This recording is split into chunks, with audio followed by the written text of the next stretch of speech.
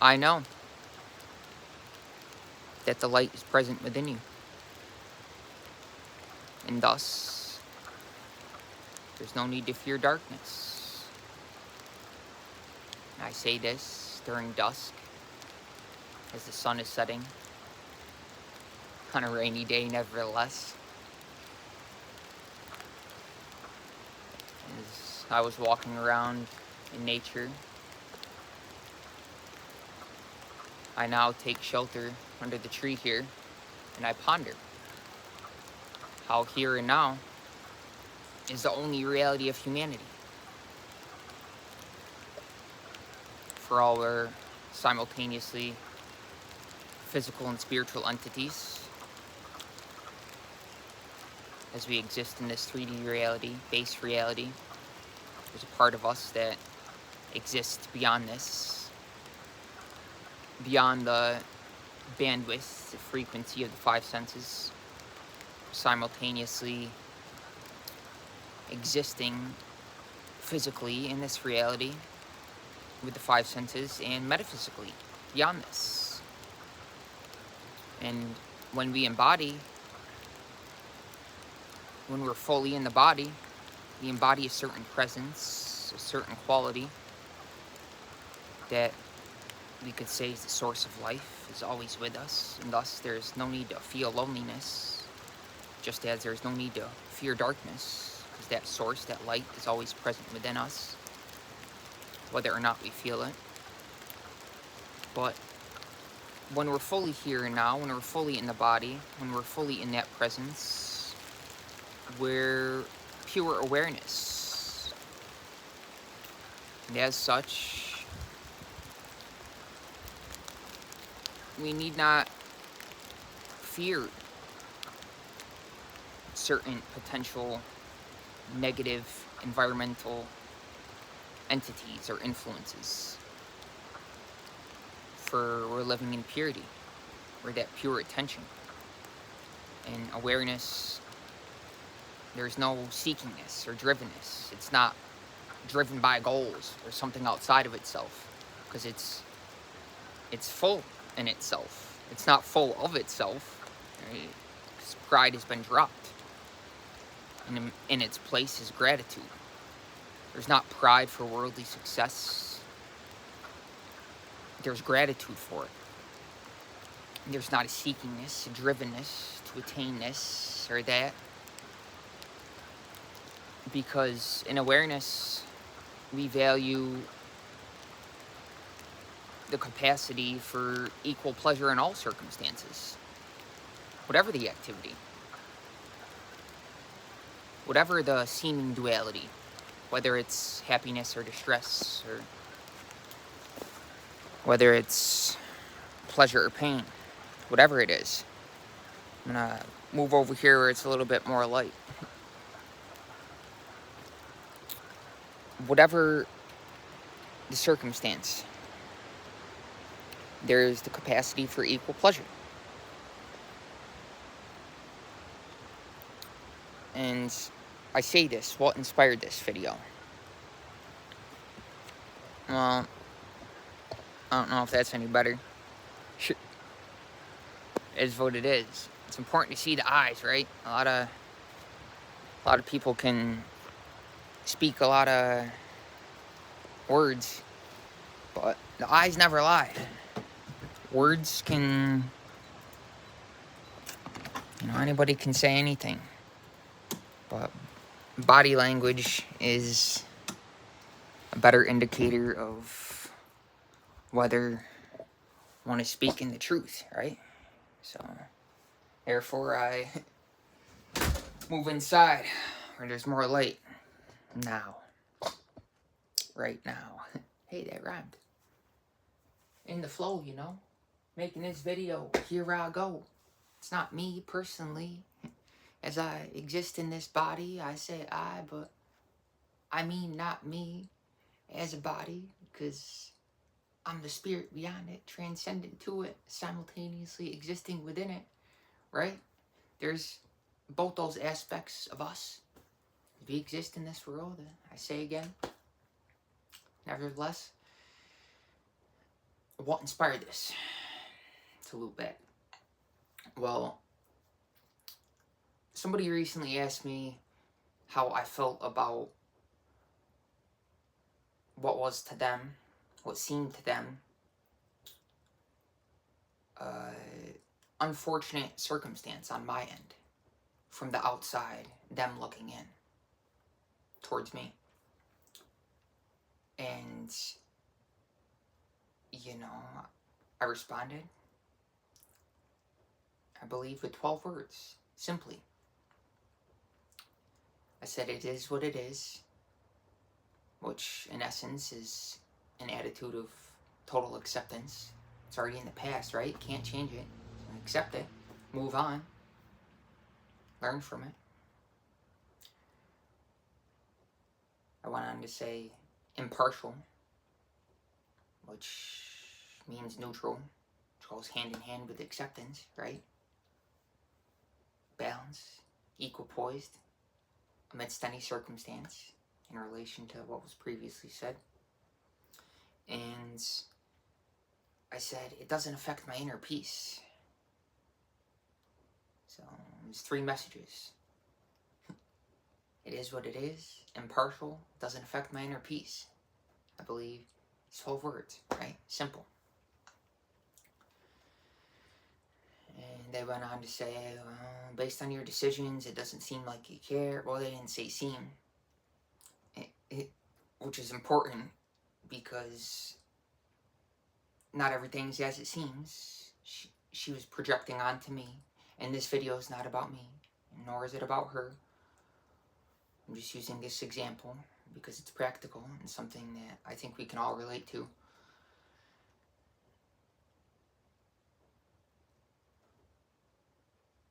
She said that,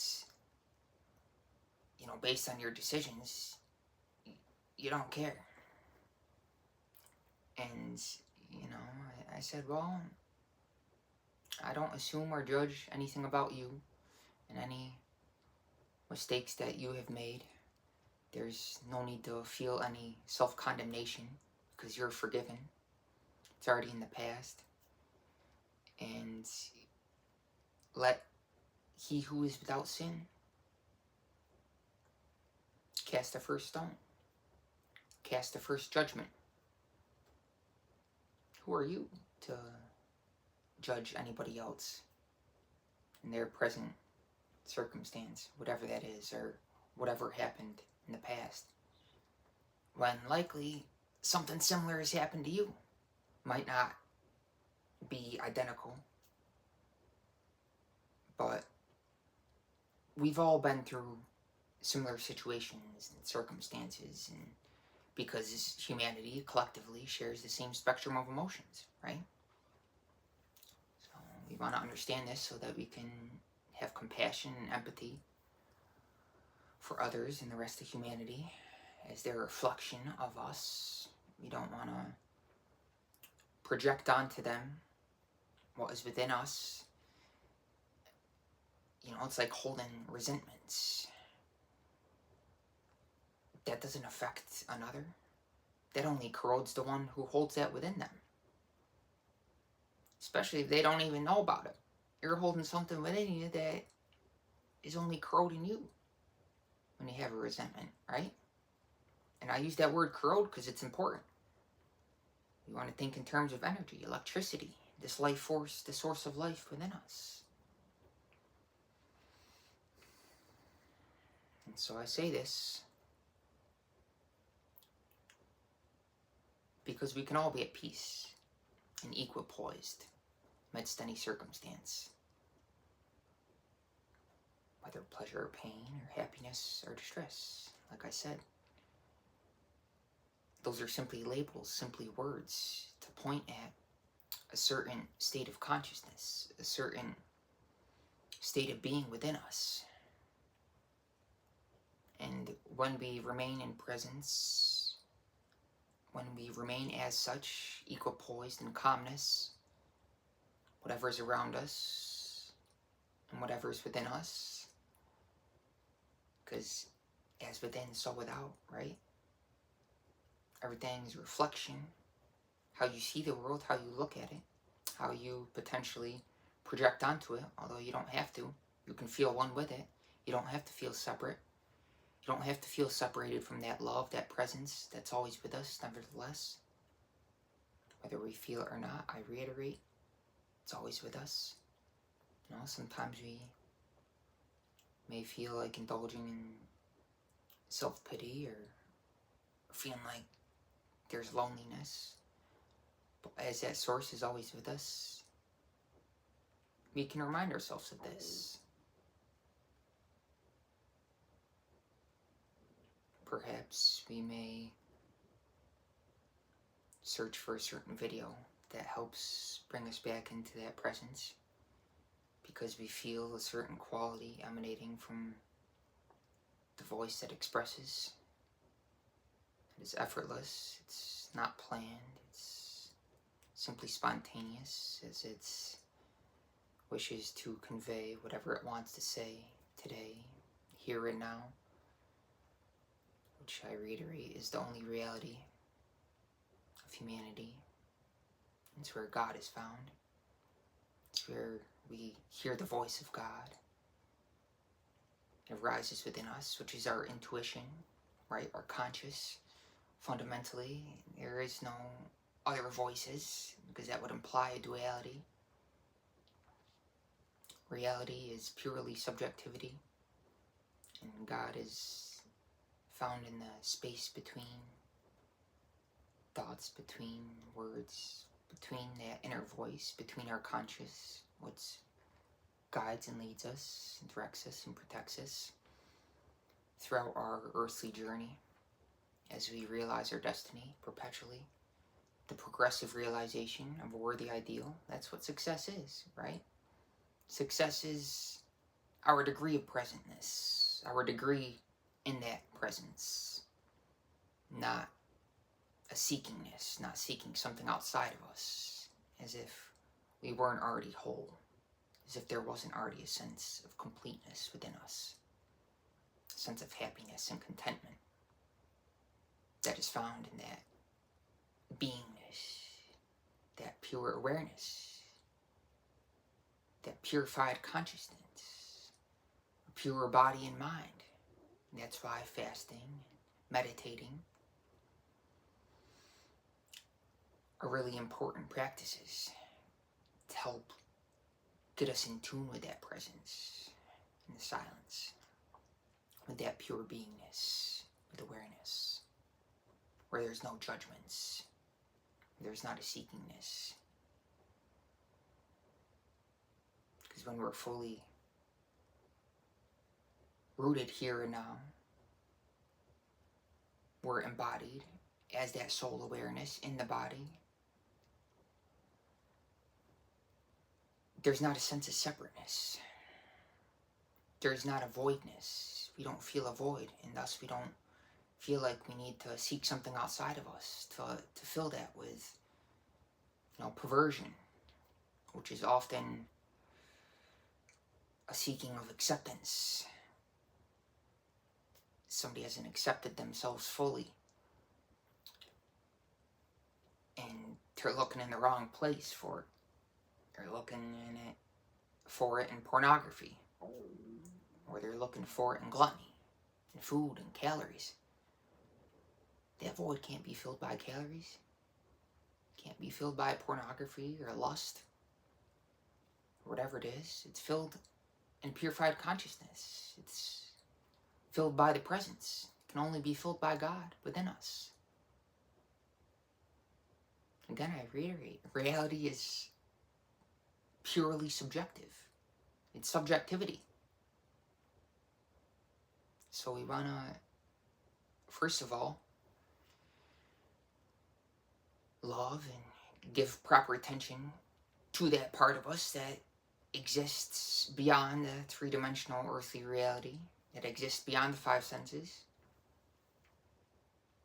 and nevertheless within us, immanent within us, transcendent to it, simultaneously present as we exist in the body. We want to give proper attention and care to ourselves so that we can be a fully evolved human being, so that in turn we can uplift the world around us through our beingness, through our, not necessarily even what we do, but what we've become, what we are, how we exist. We can be a saving presence in the world.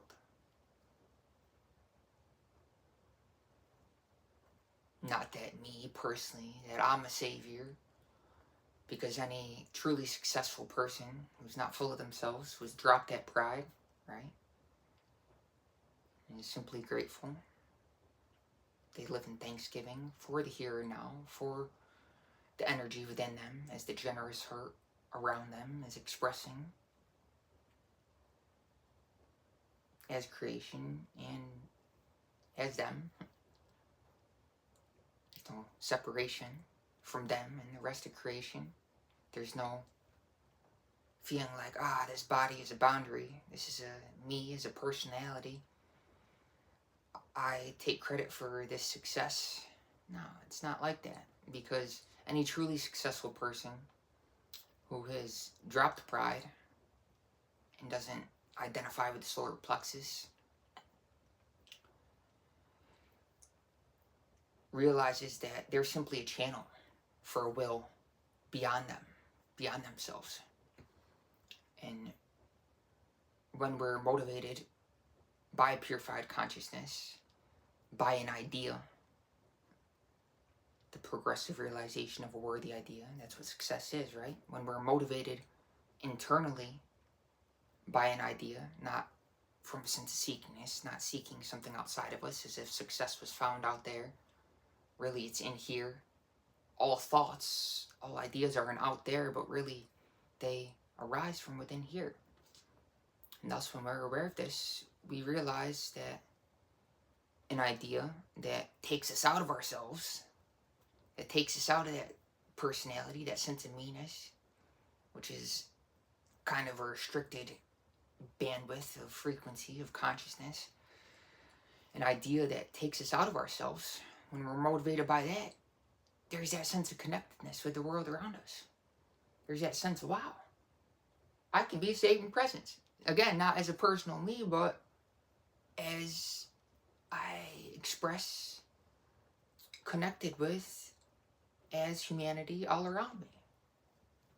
I can be that upliftment for humanity, as there's that sense of contentment within me. And really, that's the only requirement of anything in this reality, is to simply be.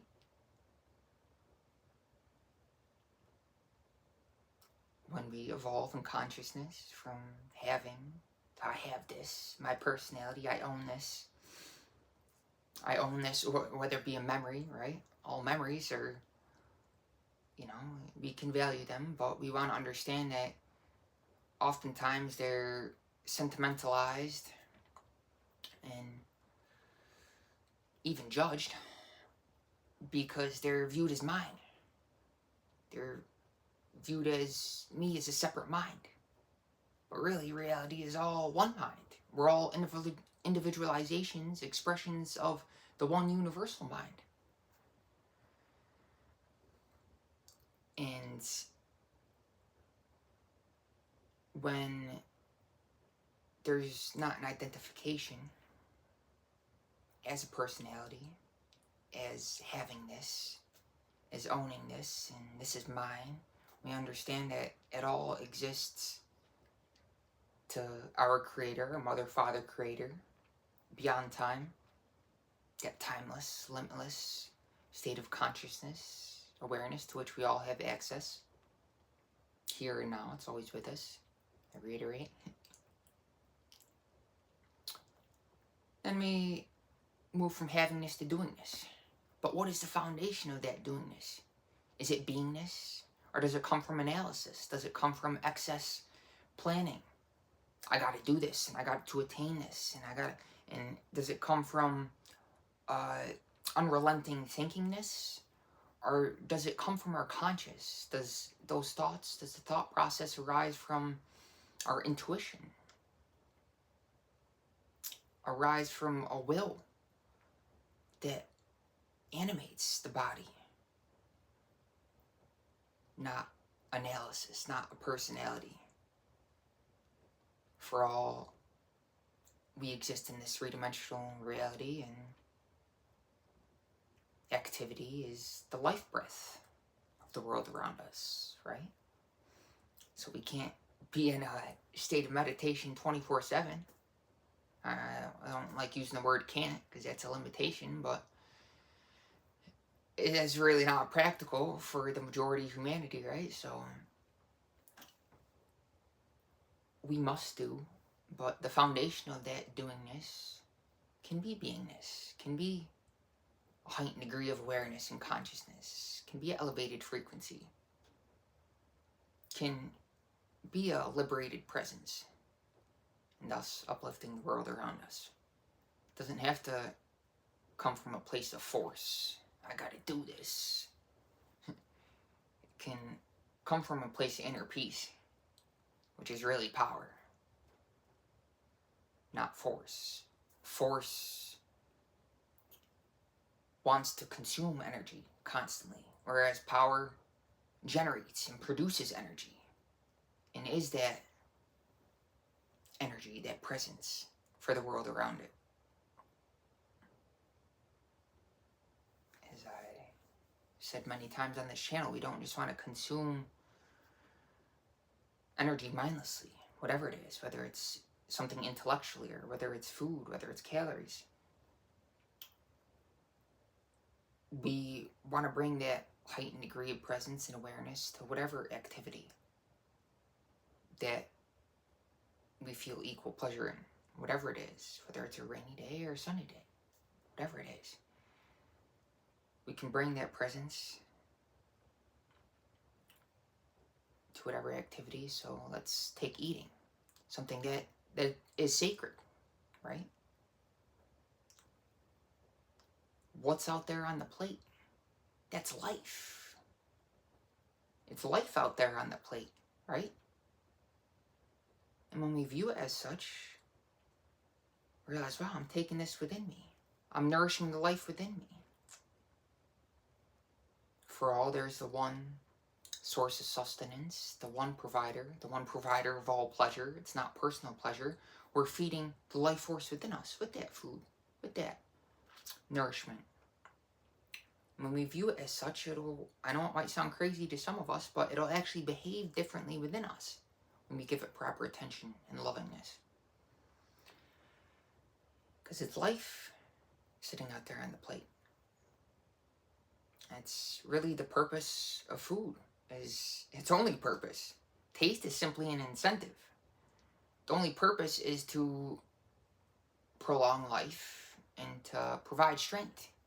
We eat for the strength that it gives us, right?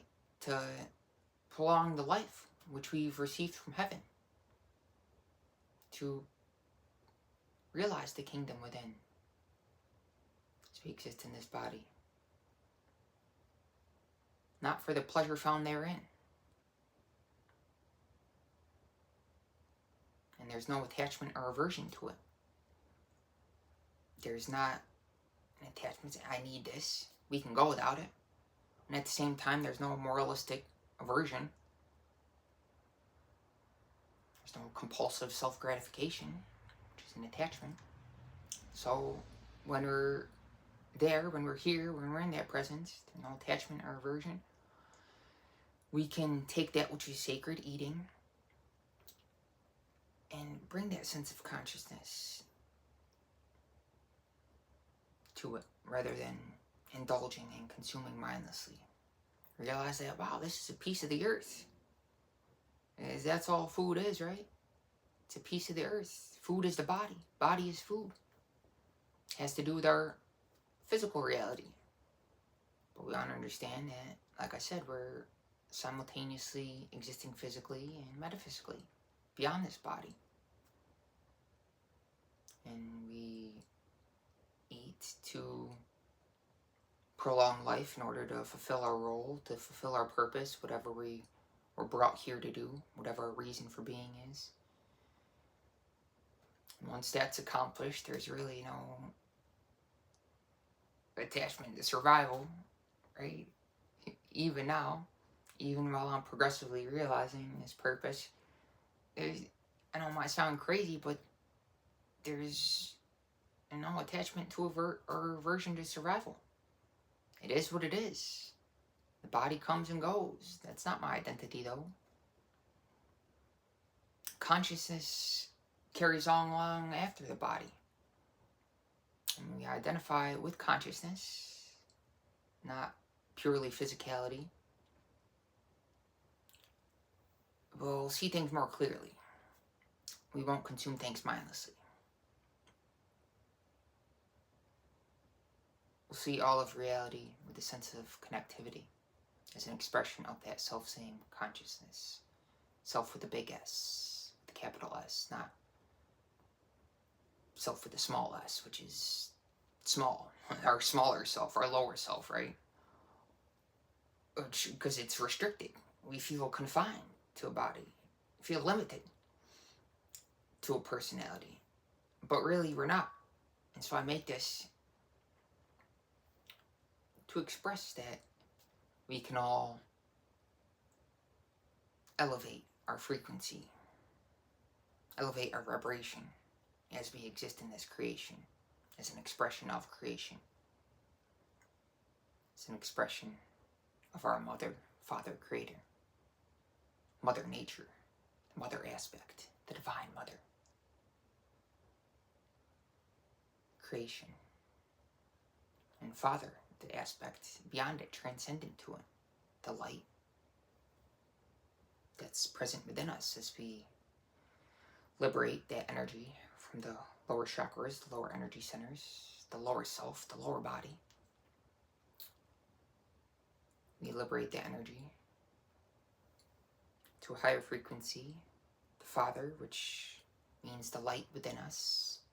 When we allow that energy to rise, when we liberate that energy within us, it arises to the pineal gland, third eye. And we realize the Father within us, the light, which is simultaneous with our awareness. Our energy and awareness are one. We want our energy to be at a high voltage so that our awareness can rise to the higher energy centers, the higher self, the higher chakras. We don't want to think dualistically as if there's a higher and lower self, because it's all in reality one. It's all integrated to one whole. The body and mind are not separate. The body and mind are one. Just like you and everything around you is one. Even all the elements are one. Base of the spine, earth, root chakra, sacral chakra, water element, solar plexus, fire element, heart, air element, throat, related to sound, ether, Akash, speaking truth. And then, you could say the sixth sense, third eye, conscious, the light that's present within us, and the crown chakra, and the etheric energy bodies beyond the crown chakra, which, as we let go of limiting beliefs within us, the unimpeded flow, the inflow of that energy expressing to and through us, as it's builds up in those higher energy centers, we feel that constant sense of peace, that presence. And we don't neglect that lower aspect of us, but we see it for what it is. We see it as an expression of the self-same life, as an integrated whole.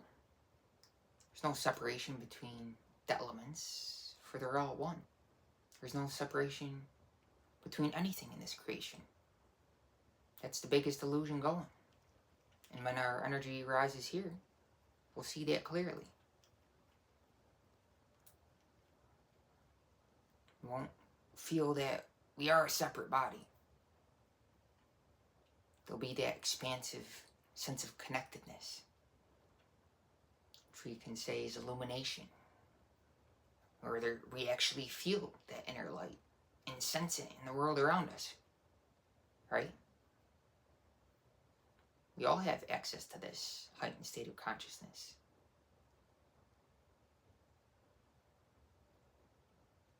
Through certain practice, fasting, meditating, seeing retention, other ancient practices, which I don't claim are mine. I didn't come up with them. But I see the truth in them. And through being consistent with them, with the practice, a sense of constancy, determination, over time, you feel the truth. It's in the very cells of your being. It's not something that you picked up from a book. Maybe a book inspired you. Maybe a book pointed you in the right direction. Words simply point at the truth, right? Maybe something clicked, light bulb went off. Hey, I read this, one concept. That's all it takes sometimes. Wow. Whole shift in mentality. And that pointed one in the direction of purity. And they stay on that path. Over time, they become so edified with that purified consciousness that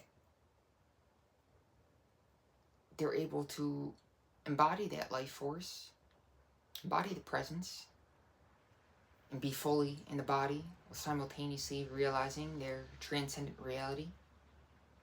They can see with the heart clearly. They're grounded in this reality. But know that there's a part of them, their fundamental identity is beyond it. And that carries on long after the body.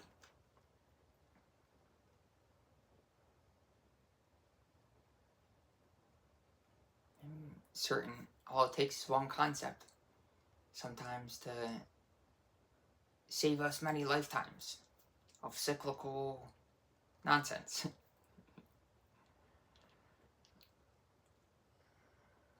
So I hope at least one concept in this video resonated with you and you're able to relate to.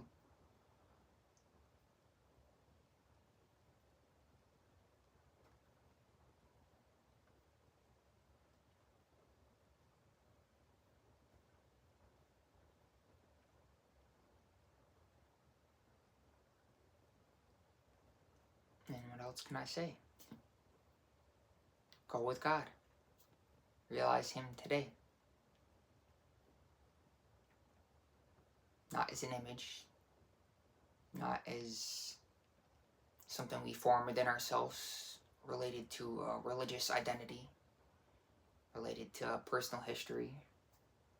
Not God as a concept, but God as a presence, is something that animates us as we traverse this reality. It's something that we feel in the very cells of our body.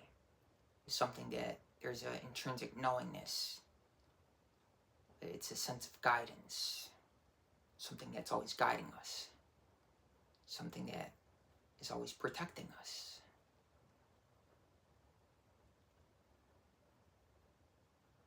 Looping back to the beginning of the video, to come full circle. Circle of life. Always thinking about life, right? What is God but life? When we're in presence, when we're in awareness, we need not be afraid of darkness. We need not feel like we're susceptible to negative environmental influences. As we exist in this body, we purify negative entities. We bring that presence. We bring the light. We speak to the situation instead of to God about the situation, as if God was something outside of us. We bring that power, that energy, that life force to the situation.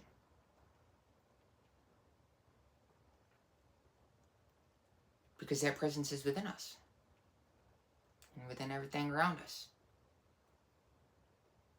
And darkness can't fight the light. It might try to oppose it, but darkness is a space of forcing, doing this, I gotta do this. Whereas power is peace in that presence, in that purified consciousness. It's a rock-like,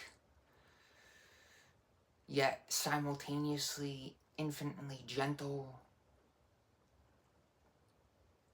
presence.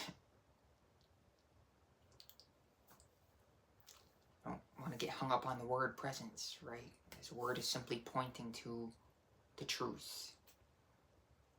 Religion, scripture, words are simply pointing to something beyond themselves, to something beyond the words, beyond the concepts.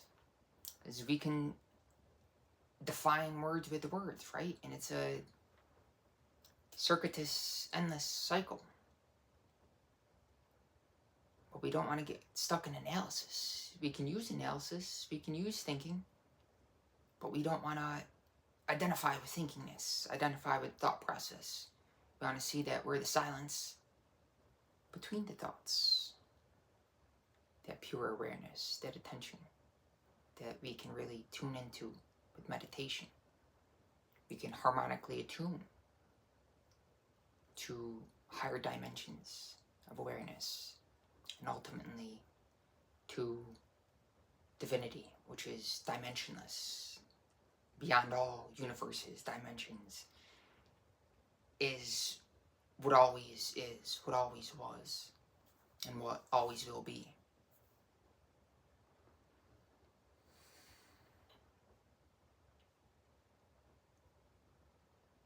Even beyond humanity, as we look up in the sky with wonder.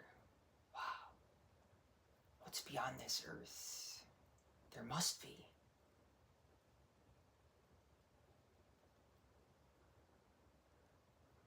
Other beings in other places, other life, other existence. I want to think from an expanded context, not identify with limited content, with whether it be the body or whether it be something that's temporary, something that seems to be changing.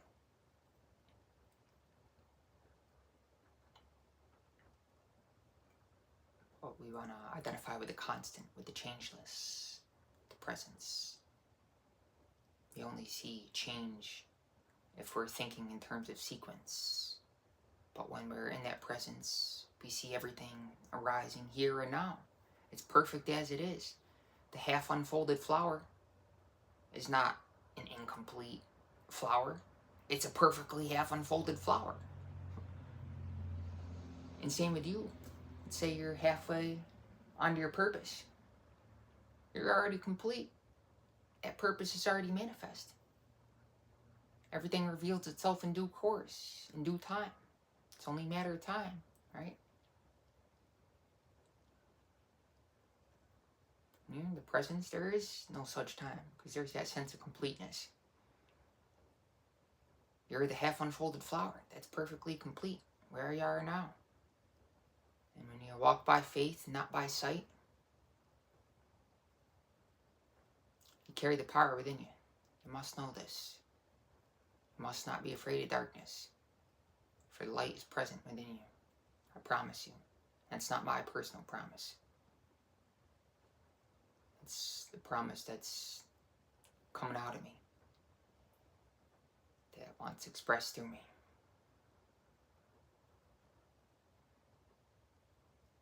The same energy, that power, that presence is within you too, eternally.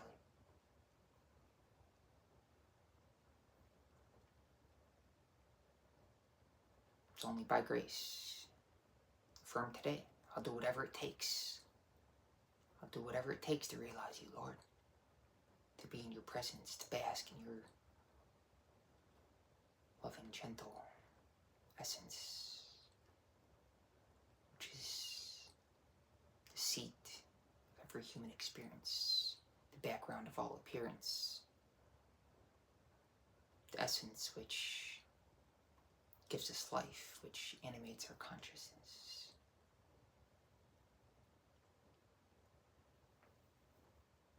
Love you guys. It's not a personal love. It's a I need, want, and expect nothing from you sort of love.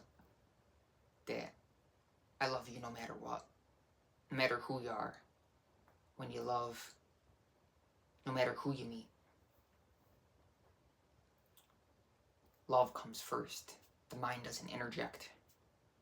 The mind doesn't interject with its thinkingness and analysis and judgments and judging them based on appearance. It's love first, not mind first. Of course, you know, they say something and the mind gets involved, but you simply see them for what they are. When I'm really with somebody, I'm not even really seeing them as a body. I'm not even paying attention to their appearance. Of course, that may register subconsciously, but I feel their energy. It's a completely different way of interacting and being with the world. For what is love, but a way of being with the world.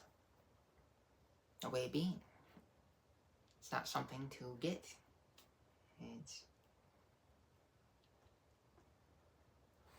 It's really beyond words.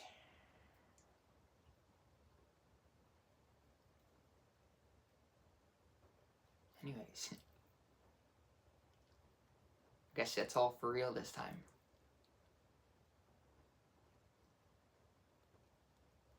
Love you guys. Take care. Bye.